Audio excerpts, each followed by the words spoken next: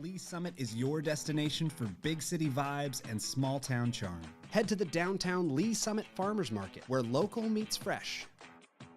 Then grab a cup of coffee and discover a variety of shops and boutiques just around the corner. Continue the fun in downtown Lee Summit at a retro arcade bar. Discover your new beer at one of our 6 locally owned breweries. Cool off with some handcrafted cocktails at happy hour. End the night with live music and good company.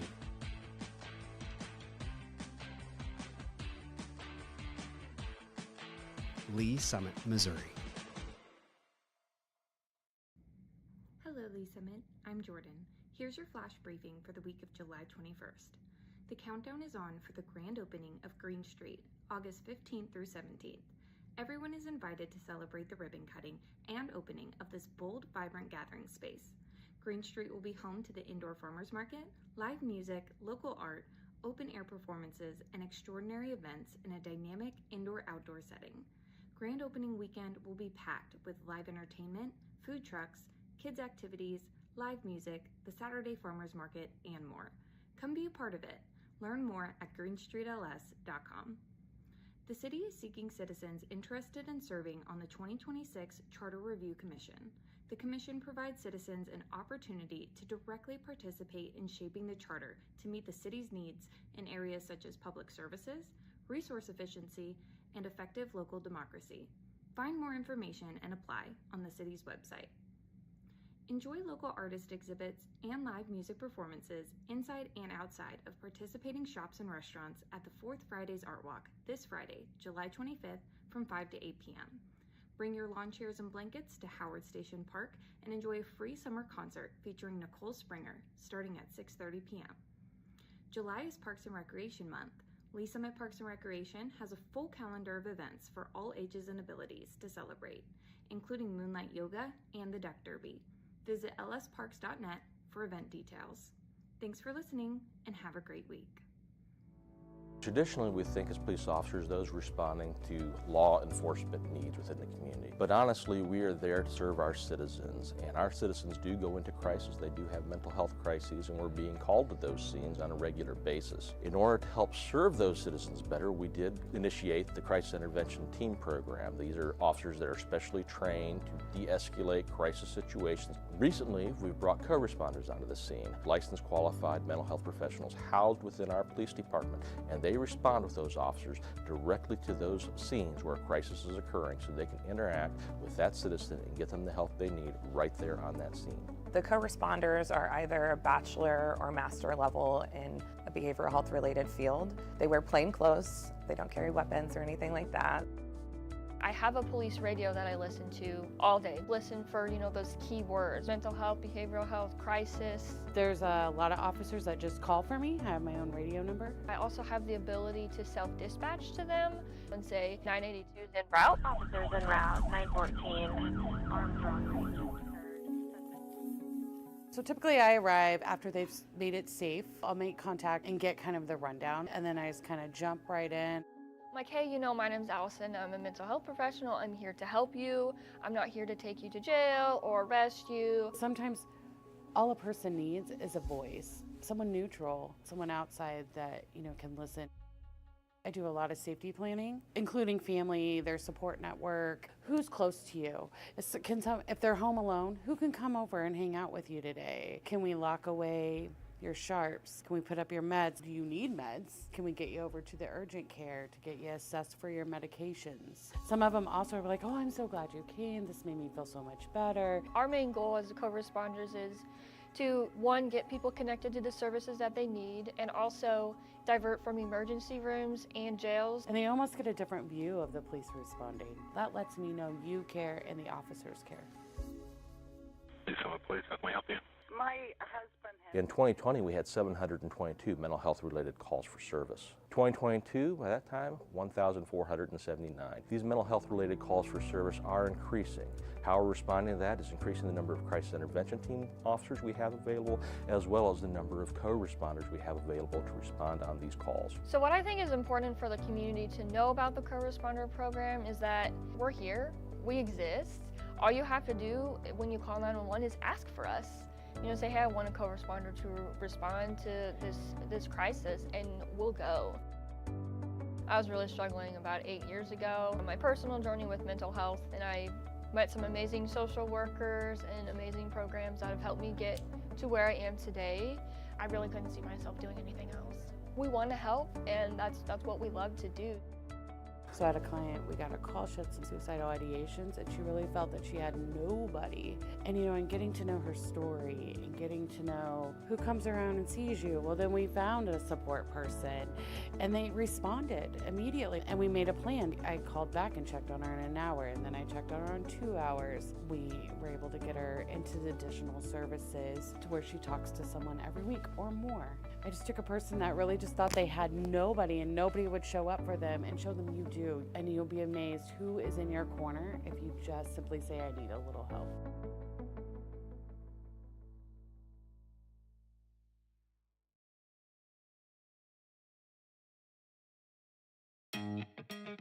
Hello and welcome to the final episode of Meet Me at the Market, your development update on Green Street.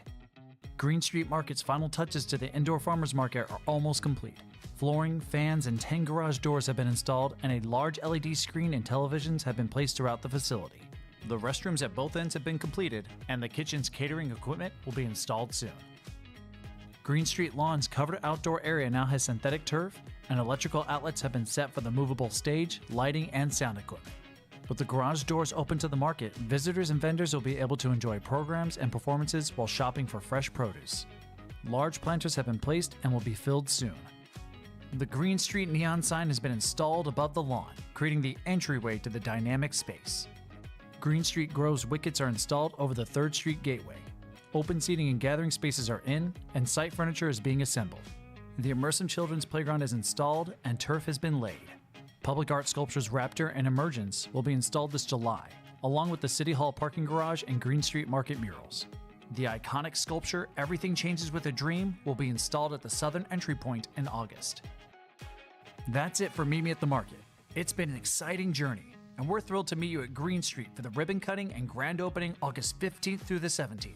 For more information on the project and grand opening festivities, visit greenstreetls.com.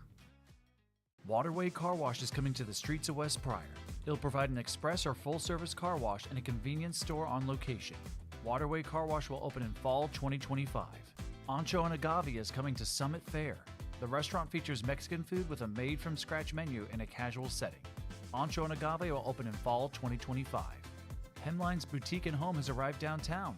The boutique offers a curated collection of clothing, specialized accessories, and trendy home goods. Shop the latest styles today. Midwest Avionics and Summit Flight Academy are building a hangar at the Lee Summit Municipal Airport. The repair station and flight school's very own hangar will open for operation in fall 2025. The Joint Operations Facility is being built next to police headquarters. The building will house fire department administration and training teams, city emergency operations, the traffic operations center, and a co-located fire and police communications center. Completion of the project is slated for spring 2026. Lee Summit has lots of local destinations, but where do you start? Green Street, a vibrant community space in the heart of downtown, is where Lee Summit comes together. Its 3 dynamic areas have something for everyone. Green Street Market is a modern event venue and home to the downtown Lee Summit Farmers Market. Green Street Lawn is a covered performance space hosting live music, family activities, and more. Green Street Grove is a mixture of gathering spaces, an immersive playground, and bold architectural features. And all 3 areas host community events year-round. So the next time you set out to enjoy the city you love, remember, meet at Green Street.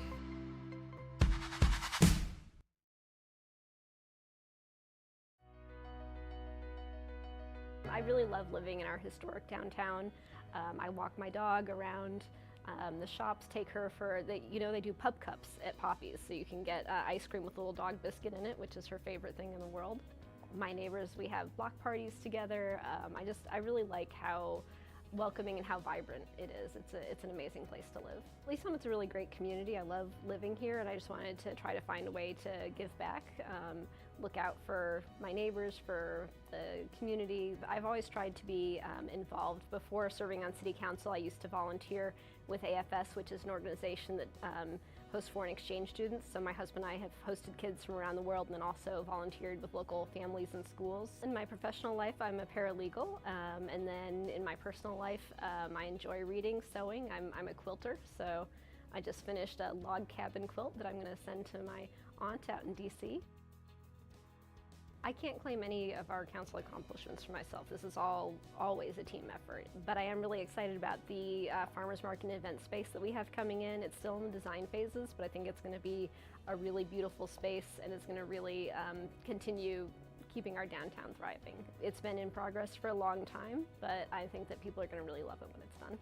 I think one of my top priorities is going to be attainable housing. That, for example, I've been trying to find a place for my mom in Lee Summit. And it's really challenging finding something that really works for a retiree who doesn't have a huge budget. Just trying to make it more attainable for people no matter where they're at in their lives to be a part of our community. Community is what we make it. Everybody should get involved in whatever way they can, whether that's just voting or whether it's joining a board or a commission or even running for office. What they say, the world is run by those who show up. So get involved however you can and make a difference in the community.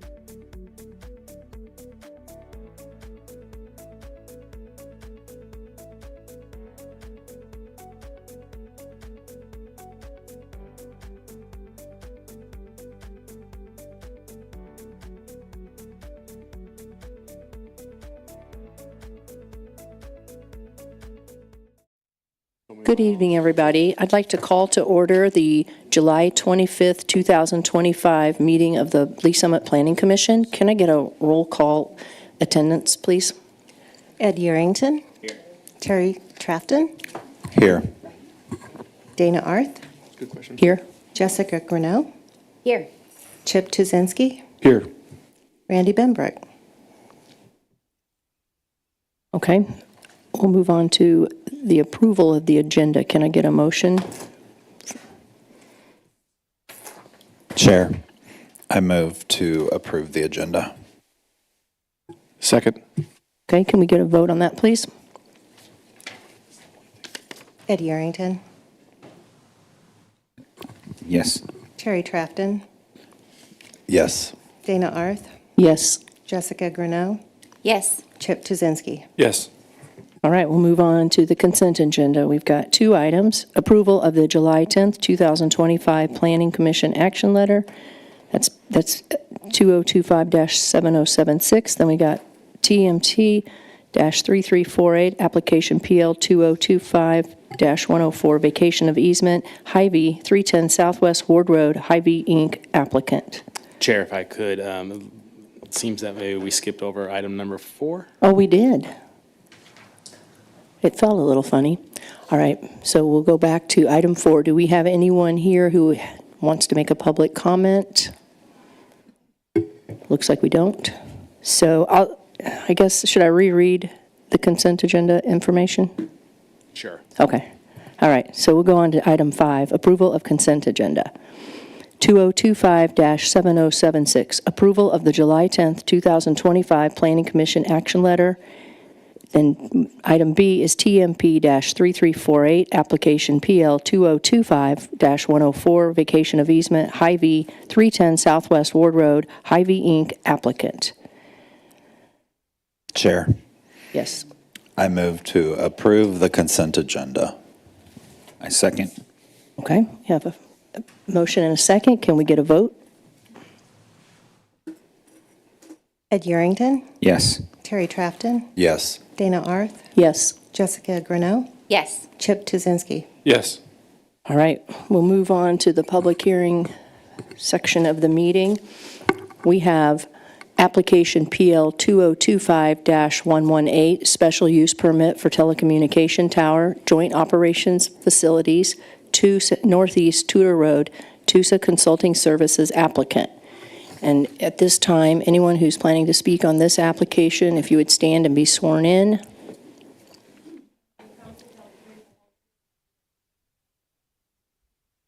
All right. So do we have a presentation from the applicant? Good evening. My name is Alan Talkington with Tusa Consulting. I have no presentation other than the submittal that has already been made. However, I am available and others are available for any questions from that submittal to discuss or answer anything that you may need to know. Okay. Can we get your address also for the record? Yes, 1232 Southeast Warren Drive, Lee Summit, Missouri, 64081. Okay. Thank you. Thank you. Yep. I guess now we'll go to the staff presentation. Mr. Soto. Good evening. Hector Soto Jr., Senior Planner. I'd like to enter into the record Exhibit A, list of exhibits 1 through 17.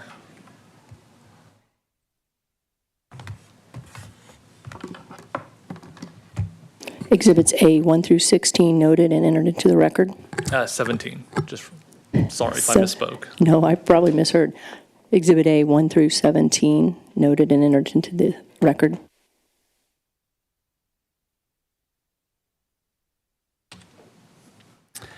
So the application before you is for a special use permit to allow for the construction of a 160-foot telecommunication tower, which is a 150-foot monopole plus a 10-foot lightning rod.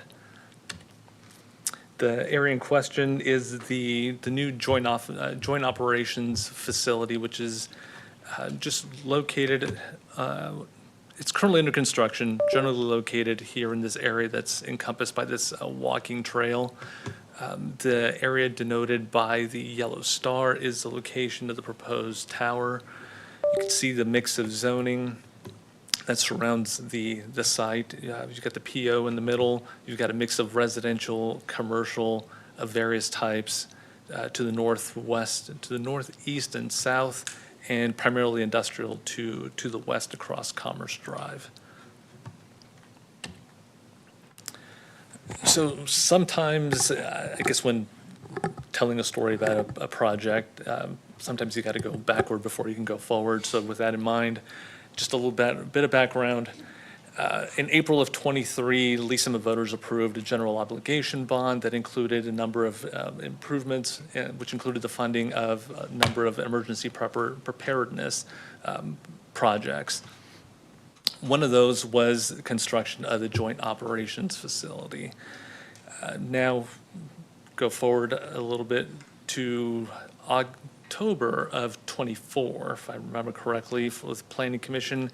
An application came forward to you for approval as part of a preliminary development plan for construction of the Joint Operations Facility. So the Joint Operations Facility encompasses all of this area on the west side of the 12-acre parcel that currently houses the police and courts building on the east side.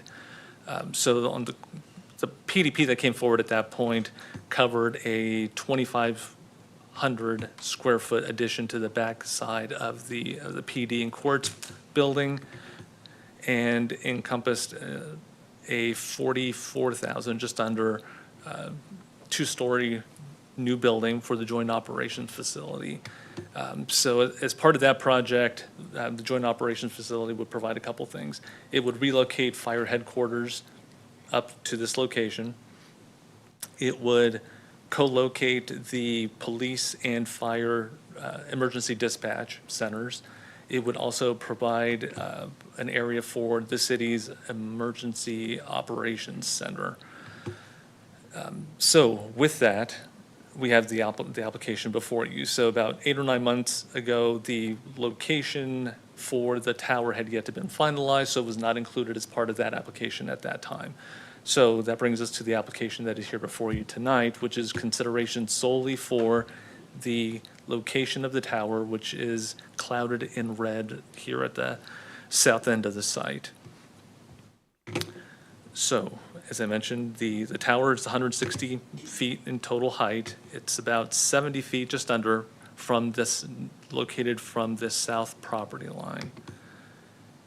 So if I'll zoom in a little bit, when all is said and done, some of the improvements to provide some screening and some protection of the site include a double staggered row of evergreen trees that'll provide some screening for the base of the tower, plus some of the ground equipment. So that double staggered row would be on the southwest and southeast sides of the compound to provide some screening from Tudor Road.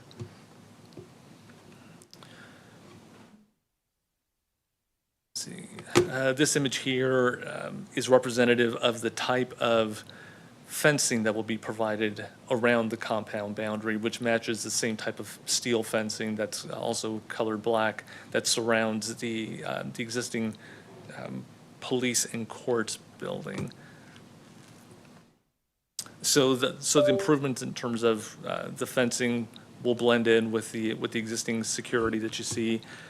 Here there's kind of a general outline of where that existing fencing lies around the court building and where it will extend around the Joint Operations Facility.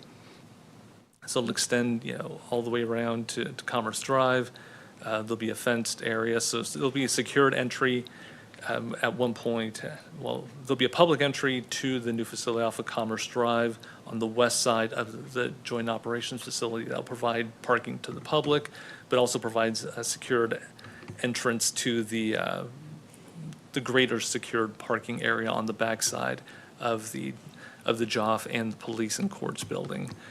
There's an existing secured curb cut off of Tudor Road that will be maintained, that will have some improvements to it as part of the current construction. So the tower that's before you tonight does require 3 modifications to the UDO requirements. The first modification is to the setback from property lines. The UDO calls for a minimum setback that's equal to the overall height of the tower. So at 160 feet to the top of the lightning rod, there is an equivalent minimum setback from the south property line. The proposed location meets all of those setbacks from the west, north, and east property line, but again, it's about 90 feet short of that along the south property line. So the image on the left-hand side is to kind of denote what went into the location of the tower that's currently before you. So the coral donut, if you want to call it, that sits along the perimeter of the property denotes a 160-foot distance from the boundary of the property line in toward the site. So the hole in the middle would be the only areas in which the tower could reasonably be located and still meet the 160-foot setback from the property lines. But as you can see from the image, a lot of that area is already taken up by existing parking, public parking on the east side of the police and courts building. You have here the existing building itself. You've got the JOF that's currently under construction. You have the new addition on the back side of the police building. And the dashed areas here denote some covered parking areas that are also currently under construction. So at the north end, you also, and denoted in the blue lines, you have existing overhead power lines that also kind of further limit the areas in which one can reasonably fit the tower. And the area in green is open area, meets the 160-foot setback from all property lines, the closest property lines, which would be to the west and to the south. But that area is basically held in reserve to allow for the future expansion of the JOF building if and when it's ever needed.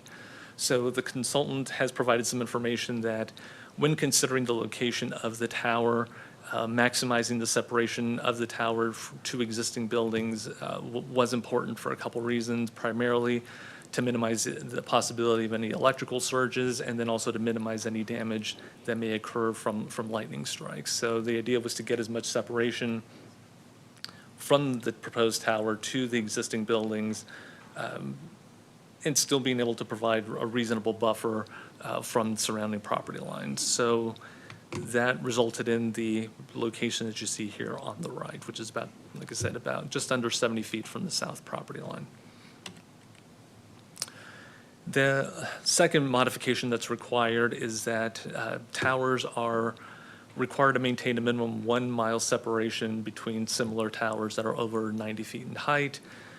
The closest tower is about 7/10 of a mile, I'm sorry, 7/100 of a mile short of that minimum separation requirement. So it's about 354 feet just short, or about the length of a football field plus the end zones, short of meeting that separation requirement, which would be from the Evergy Tower that currently houses some of the equipment that would be, if approved, would relocate some of the existing communications equipment from that Evergy Tower. It would relocate it to the proposed tower that'll be on the, what I'll call the public safety campus that's currently under construction. The third modification that's needed relates to generally just tower design or painting. So the tower will be proposed to have a galvanized finish. The UDO calls for towers to be painted a neutral color. The proposed galvanized gray, gray is a neutral color. Is it painted? No, it's galvanized unfinished. Now, we do have a couple painted towers, and these are some photos of an existing tower that we have, which is one of the things that we're looking to prevent when supporting the use of just an unfinished galvanized tower, which is the eventual peeling and flaking, on the exterior of those towers that then have to be remedied, which does have some practical difficulties associated with it. Most of the towers in the city do have a galvanized finish. We've, in the past, supported and have had galvanized finishes approved on similar towers, and we've not had, of course, these same types of maintenance issues that you see on the painted facility on the right-hand side. So with that, there are 3 approval conditions and all associated with the modification request, which staff supports that I just previously mentioned. So with that, I'll yield to any questions that you may have. Thank you, Hector. Do we have any comments on this application from the public? All right, we'll move to questions from the commission. And I'll start down here if you have one. Commissioner Tusinski? Yeah, just a question for you, Hector. With these changes, I don't like to give the city some sort of benefit over other people coming in. So are there any of these changes that you're proposing that you're considering changing in the UDO? For example, the use of galvanized instead of painting, anything like that to kind of make it more equal to someone that wants to come into the city versus, us taking advantage of it? That's one that has been on our radar for a while. It hasn't happened yet, but it is something that we have a history of that being requested and approved by the Planning Commission and City Council. So that would be one that we would most, I guess that'd be the lower hanging fruit. The other ones, again, the separation requirement, I mean, some of the rationale for that is just to try to minimize the proliferation of them and kind of help with the aesthetics. But we also understand that there are certain conditions on a case-to-case basis where it's just we're not able to meet that minimum 1 mile separation. Anymore, we're also kind of limited into just under state statutes as to what we can and can't do to minimize the appearance of telecommunications towers, particularly if they're looking to fill service area holes in the city where we have less and less power than we used to regulate those. But just overall in general,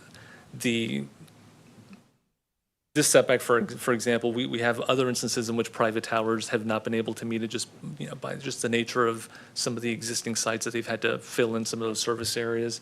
So each of the 3 modifications that are here before you have not been modifications that have not otherwise been approved on private towers as well. So this is a city project, but we're not breaking new ground with any of these 3 modifications. And then what is the reason for the setback being equal to the height? I mean, what is the rationale behind that? Just, again, to try to minimize the amount of, let's say, kind of shadows that might be overcast onto residential areas. We know that towers, should something catastrophic happen, they don't just tip over from the base. So it's not necessarily that they have to be so far from a certain distance from a neighboring structure in that regard. But again, it's to mitigate some of the impacts, the expectations of privacy and just some of the shadows and whatnot that they may cast on adjoining properties. And so if you looked at where the tower was and you added the offset plus the width of Tudor Road to the nearest property, what's the distance between It would be around, it would be around 170, 160. So it would be about equal to the height of the tower at minimum. That's kind of thinking. And are there still apartments planned on that side of Yes, Tudor? there should be. The first 2 apartments that have gone vertical have been on the Tudor Road side. So those are going up as we speak. Okay. And then those set back from the property line, how far? Generally about 20 feet. Yeah. Yes. So there seems to be quite a bit of distance in between from there to the next adjacent potential building, or any shadows that, won't be going onto the buildings and other things. So. Right. The presence of Tudor provides already a kind of de facto buffer there. Generally in arterial streets, 90 to 100 feet of right-of-way. Right. And with this one being pushed back another 70 feet, so at a minimum, we're looking at probably about somewhere in the ballpark of about 190 feet, thereabouts, separation from the tower to the newest apartment building across the street. Right. My only other recommendation would be just that if we're using the galvanizing, that makes total sense to me. Why not we just try to make that change in the UDO, because I'd much rather see a galvanized pole out there than a flaking other telecommunications pole. So, right. Thank you. Madam Chairman, back to you. Yeah, I have a couple of questions. So the existing tower is about 80 feet, right? Correct, 80 feet, yes. And then we're replacing it with something that is taller. Correct. But that's so that we have more coverage, right? Okay. Yes. Because it's taller, were there any other agencies or any other organizations that were contacted to get more information or approvals? Like, I know we've got St. Luke's not too far away, and I'm not saying that a helicopter's ever going to be at 160 feet. And I know that we have an airport that's not too far away. I'm not saying that an airport's ever going to be at 160 feet, but have they been contacted? Is there any regulation? How does that work? So the applicants speak a little bit more to this than I can, but at a minimum, just because of the proximity to the airport, FAA does have to, you do have to have a Form 7460 that's submitted to the FAA regarding the overall height of the structure, as well as any structure that's going to be used in the construction of the tower, to get their feedback as well. Have we received their feedback yet? I don't have. The short answer is yes. Okay. The long answer is that there's still some work that we're doing. They are still discussing if they want us to actually make it shorter, or they're not going to let us be any taller than that, that's for sure. Okay. But there is some discussion right now about if they may want us to be a little bit shorter than that. We still want to make sure it's tall enough because, as Hector mentioned, we're trying to move the equipment off of the Evergy tower to this tower. And so if it's so short and it doesn't broadcast where we need it, then it's not as useful. So we're making sure we can still get the heights we need, but they have definitely said to us it will be not approved for anything taller because of the airport and because of things like that. But yes, the FAA is involved with it, and we are working through that right now actually with them. So, yes. So how does that work? Thank you. Yes. How does that work with the application? So if the FAA comes back and there's more modifications, or if they want lights, or if they want something colored, how does that work with this process if we don't have that information right now? So we hold building permits, not just for towers, but for any structures that are within 2-mile radius of the airport facility. We hold all building permits until we receive documentation, the FAA giving that clearance. Okay. Yeah. So if we were to approve this, it would be conditioned upon, like, we would have to follow the building Correct. permits, and those wouldn't be issued unless all of those criteria were met. Correct. Okay. So I know that there were no public comments or any feedback from the public, but we held our meeting. But we have a new development that's going on right across the street, and there's really no one there. Did we reach out to that development group to have a conversation with them, to make them aware? So all property owners within 300 feet are notified. Okay. So they would have been part of that group that would have been notified of the, Okay. of the public hearing. Okay. And then with the height increase of the tower, we're going to have more, I don't know the right technical words, so forgive me, but there's essentially, we're raising it up so that we have more exposure and we're able to contact frequency stuff, right? Will that have any impact on any of the businesses in the area, to the hospitals? And I know the FAA is looking at it. Did we explore all of those things in terms of safety and operations for them? We don't expect that there would be any impact. We already have similar types of structures, and we've got transmission lines that have these types of poles throughout the area. There's a substation that's less than half a mile away to the west, so you do have a lot of vertical structures of this same type in the general area. Okay, and we don't have any concerns with that? No, we do not. Okay, great. And then just for my understanding, so who actually owns the pole? Is that owned by the city? Is that owned? Okay, so the city owns the pole, city maintains the pole. Is that correct? Yes. Okay, I see you back there. I just want to make sure. No, you're okay. Yes, as the consultant, obviously, we submitted this as advising to the city, but it is all project under the city and would be owned by the city and maintained by the city. Great. Yep. Fantastic. All right.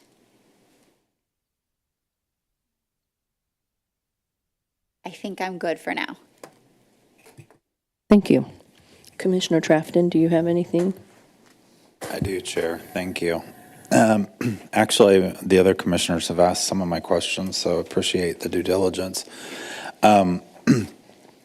Just to follow up on that safety question and the transmission, like what kind of emissions come from the tower? Like what's projected from the tower? And Are there electrical emissions and? Yeah, so there's three main frequencies that we're looking at using. The main one is what's called 800 megahertz. That is the public safety frequency that you are currently on now, that we would just be rehousing from the Evergy tower to this tower. So that way, instead of leasing it from Evergy, you own it and don't have to pay the recurring costs from that. Those frequencies are used all over the city. In fact, the hospital's on this system as well and has communication with fire, EMS, things like that.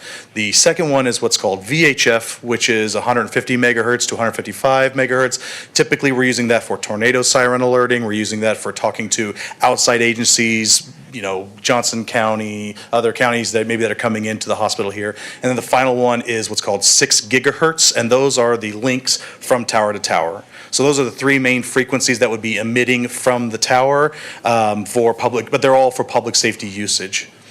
I hope that answers your question, sir. Yeah, that's very detailed. Thank you for that information. I just follow up on that. So is there I'm sure you guys have studies on, those frequencies and the emissions to the surrounding area. I mean, we're going to have a residential complex across the street from this tower that's, I guess, 160 feet away from the tower. That's correct. So, I mean, is there concerns in the industry around a certain, is that 160, is that the feet because of the height, or is there a recommended distance from residential? Right, so from typical usage, there's what's called Part 90, which is the FCC rules. If you go through all their different rules for things like Wi-Fi and everything else, Part 90 is the section that governs the safe use of frequencies. And so within Part 90, the distance has to do with basically vertical feet versus horizontal feet, and the 160 feet is well within the distance of safe usage. In fact, the tower here behind the fire station, the same similar type of monopole that we're proposing to use here, has actually things less than that are still within the safe distance of that. And so we could give you some examples in the math of what the distance is, but it is within the safe distance per Part 90 rules from the FCC. No, great. I appreciate that. Thanks for that detailed sir. explanation. Very helpful. The other question I have, Hector, is around, you said we have other towers in the community that are unpainted, and I agree, the flaky painted tower is not very appealing and probably something you guys are trying to deal with. So do we know where another example of that is in the community? Of a painted tower? Unpainted, the galvanized version that you're proposing to put up? I would say that the majority of the towers are unpainted. Majority? The majority. So the ones that we do have that are painted they're in the minority. They are in the minority. Okay. Yes. So isn't it similar to what we see, those high power lines going through the community over by Prior, isn't it those are galvanized towers too, Yes. right? Yeah, typically, yes. So, Yeah, I those mean, are galvanized. this is something we have throughout the community. So. Yes, a lot of street light poles are also galvanized. Right, so this is a so common kind Yeah, of it is. usage of this type of material, It so. I mean, to the commissioner's point, I mean, when we are updating those UDO standards, it probably would be a good idea to consider, tweaking that, just for future benefit, but, okay, thank you very much, I appreciate your due diligence. So to kind of give you a specific example, the tower that was recently installed in the last few years out the Browning Industrial Park, or the storage unit park there off Oldham at 465 Oldham. That's a project that I did a few years ago, and that's the same modification was granted for the galvanized versus the painted. So I believe that's the most recent new tower we have had installed. Thank you for that. I mean, I don't have a concern about the use of galvanized, so I just, it's interesting that we have that in the UDO still, considering that we would probably prefer galvanized over painted, just so we don't have to deal with the, the codes would have to go out and deal with that with the owner and all that kind of stuff. So is that Evergy Tower over there, is that the painted example, or is that just an example you found? Or that's not in the community? The one here specifically located is the one that's located at the southwest corner of Langsford and Todd George. Yeah. So if you know where the Papa John's is and the Baxter's Donuts is right there, that tower there, that is this one. Who owns that tower? I don't remember off the top of my head who owns it. I know I'm getting down a rabbit hole, but so anyway. All right, thank you. Thank you for that. Thank you, Commissioner Trafton. I have a couple of questions. I want to circle back to the painting on the towers. So we know we have the peeling paint on these. What is the remedy? What can the city do in this case as far as, is there an enforcement type of action that can be done to fix it? Our property maintenance code does address peeling paint, flaking, paint. This application, the tower location that I'm depicting here is actually going to be coming through here in the next probably month or two to go through its special use permit renewal as well. So that's something that has been identified. I mean, you can see the photo here. So it's been identified on a site visit by one of our staff and has been brought to their attention that it's something that's going to have to be remedied. So. Okay. Yeah. Okay. Let me see. Yeah, I guess if I was going to add along, it's one of those where the painting that's been in effect since 2001, and I think it's an example of something where there was good intention behind the painting, just in that it maybe try to make it blend in a little bit more with the background. No good deed goes unpunished. Exactly. I think what we're finding is, eventually these things have to be maintained, right? So, yeah.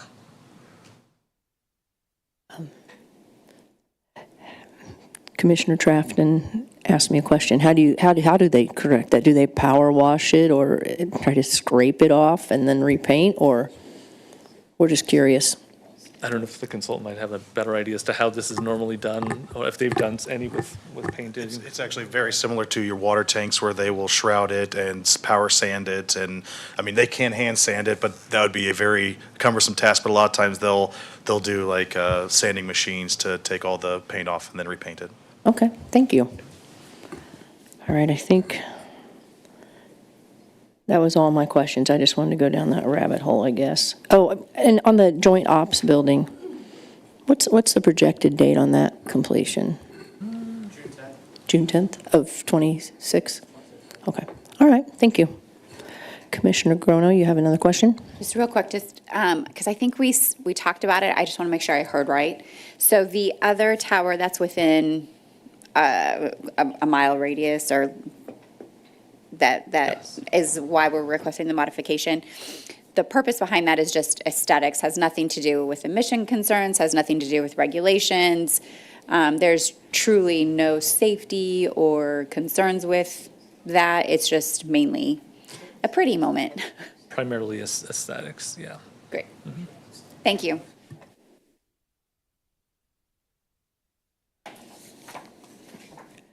Well, we need to see if there's any discussion by the commission. Any questions, or anybody want to discuss this? All right, then we will look for a motion. Madam Chairman, I move to recommend approval of application number PL 2025-118, special use permit for telecommunication tower, joint operations facilities, 2 Northeast Tudor Road, Tusa Consulting Services, applicant.